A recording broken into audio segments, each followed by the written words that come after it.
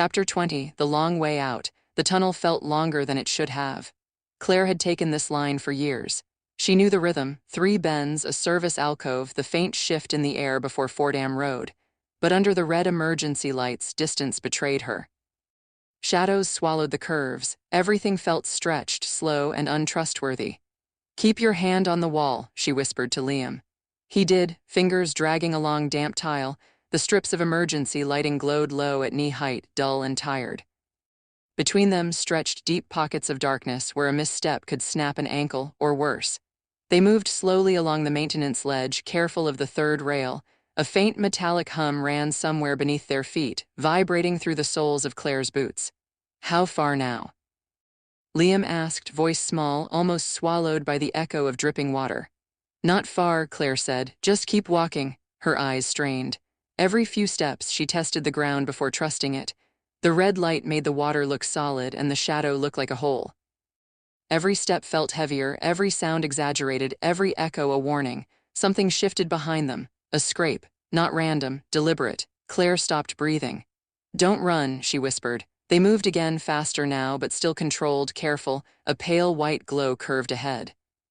The Fordham platform. Relief nearly made her knees buckle. "We're almost there," she said, forcing her voice to be calm. And then she saw her worst fear, the tigress emerging from the bend in the tunnel.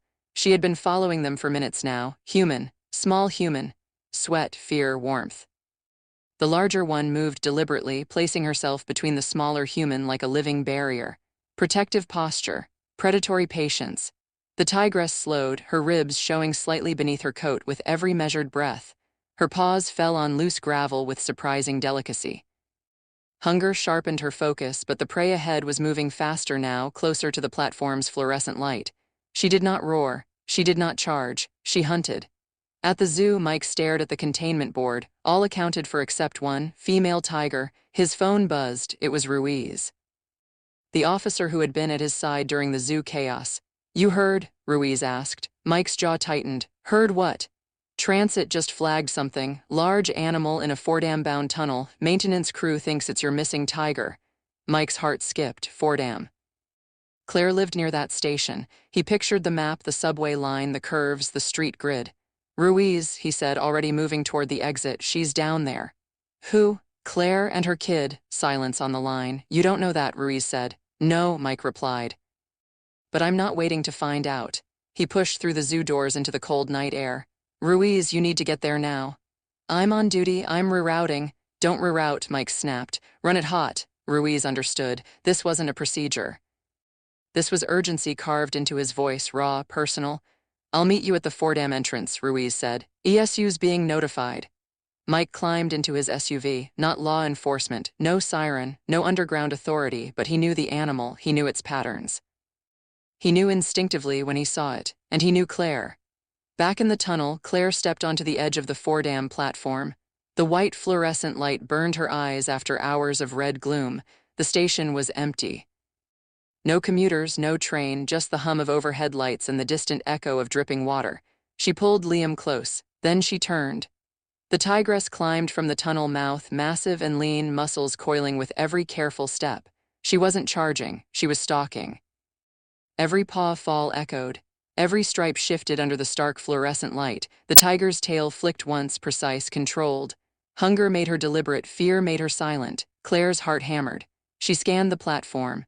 The only possible cover, the women's restroom at the far end. "Bathroom," she hissed. Liam followed instinctively. The door was ajar, the sign crooked, the clang of metal against tile making her stomach tighten. She shoved it open and pulled him inside. The room smelled of disinfectant, damp concrete, and something fouler she didn't have time to identify. 2 stalls, 3 sinks, cracked mirror. She guided Liam to the farthest stall. "Lock it," she whispered. The cheap metal latch clicked. Outside, the scrape of claws. The shadow moved near the door. The tiger had them. Every scent, every pulse of fear mapped by her nose. Claire knew immediately this would not hold. They had boxed themselves in. She crouched in front of Liam and held his face in both hands. "Listen to me," she said, her voice steady but urgent. "When I say go, you crawl under the sinks. There's space behind the pipes. Stay there. Do not come out unless I tell you." His eyes filled with tears. "No." "Yes." The stall door slammed inward as the tigress struck it harder. The latch tore free and the door bent violently. The tiger's head forced through the gap, her hot breath filled the stall. Claire didn't think. She grabbed the broken door and slammed it sideways into the animal's face. It didn't hurt her, but it startled her enough.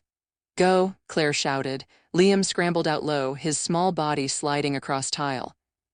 The tigress surged forward, shoving the partition aside as if it were cardboard. The tiger lunged. Claire bolted out of the stall, through the restroom door and onto the platform. Liam wedged himself behind the plumbing, silent and still. The platform was wide and empty. The fluorescent lights are cruel. Claire had seconds to draw the tiger away before it smelled the boy. She clattered a bench, shouted, and moved like a baited decoy. The tiger's gaze snapped to her, coiled like a spring, muscles tightening. Every heartbeat screamed in Claire's chest. She edged sideways, measuring each step. Every vibration through the concrete could be the difference between survival and death. Mike's radio crackled. "Mike, come in." "Yes, Ruiz." "Transit confirmed, large feline in Fordham Tunnel," Ruiz said. Mike's hands tightened. He didn't speak. He just pictured Claire and Liam, her route, the curves, the subway line, the map he had memorized. Time was a weapon, and the tiger had already calculated faster than any human could. Back on the platform, Claire led the tigress, careful, deliberate, one step at a time. Liam was safe for now, but she knew the next moment could change everything. She kept moving, her heartbeat syncopated with the tiger's gaze. Every flick of her eyes, every shuffle of her feet, every piece of debris knocked aside was part of a life-or-death calculation. And somewhere above, in the cold, quiet night, Mike and Rick were racing toward the Fordham entrance, the weight of every second pressing down. Claire didn't know they were coming. She only knew one thing: she had to survive, for Liam, for herself. The tigress was patient. The hunt was patient. The station had become a trap, and Claire had no choice but to walk its line. Claire's breaths came in short, controlled bursts. She pressed herself against the edge of the platform, trying to make herself small, slow, unnoticeable, but the fluorescent lights betrayed her, casting sharp shadows that danced across the puddles on the cracked tiles. Every step she took echoed, a metallic clatter bouncing back from the far walls. She could feel the tigress's gaze before she even looked. That low, vibrating intensity that settled in the chest and stomach, that made hair on the back of your neck bristle.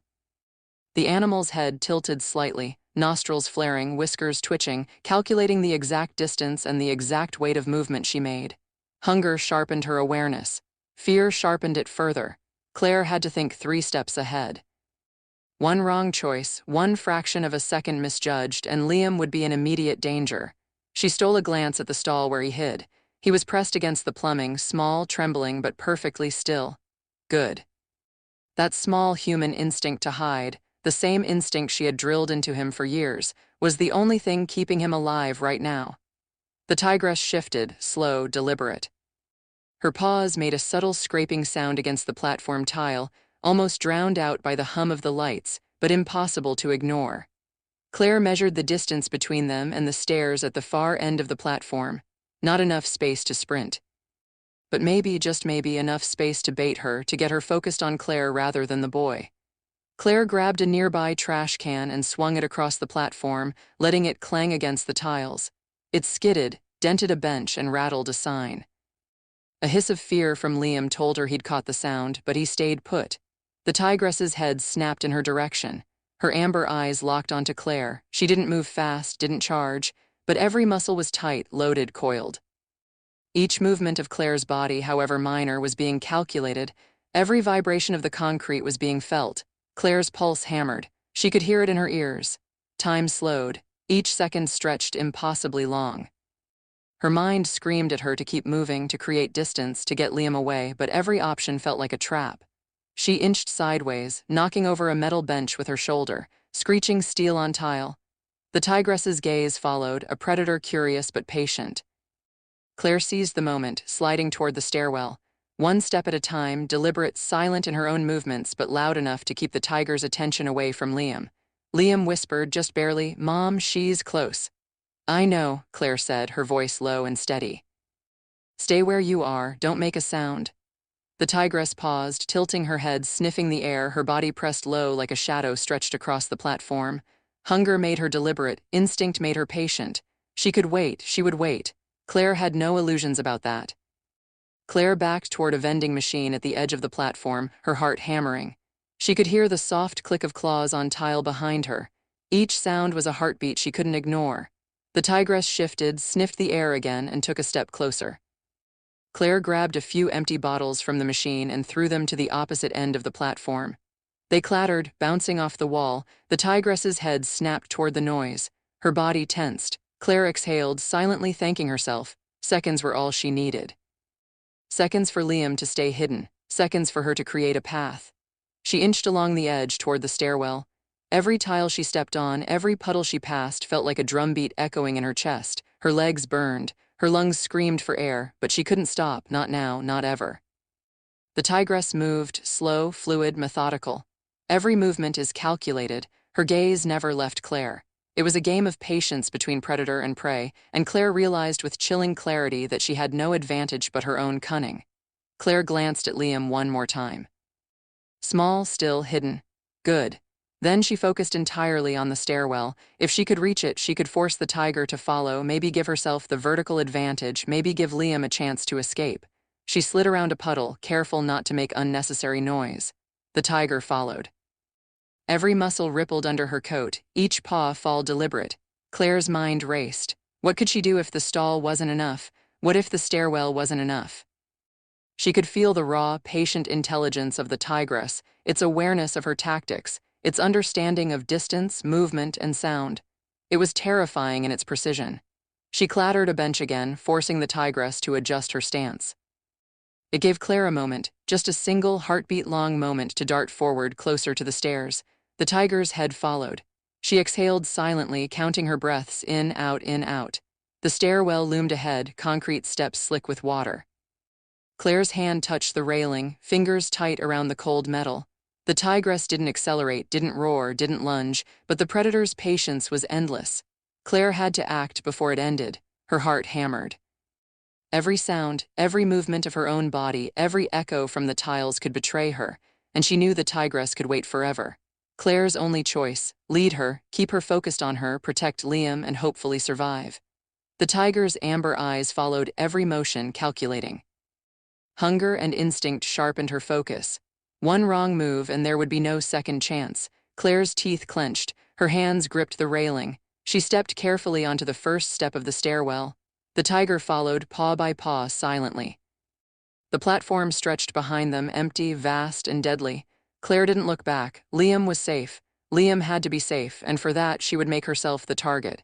She exhaled slowly, steeling herself. 1 step, 2 steps. Each moment is a balance between life and death. Above, somewhere miles away, Mike's truck tires screamed as he raced through city streets toward the Fordham entrance. Every second counted. Every second could mean life or death. The stairwell became a battlefield. Claire the decoy, Liam hidden, the tigress patient, calculating, unyielding. And somewhere in the shadows, the city continued, unaware of the predator and prey locked in a deadly dance beneath its streets. Claire didn't know if they would make it. She didn't know if she could survive this. All she knew was that she would try, for Liam, for herself.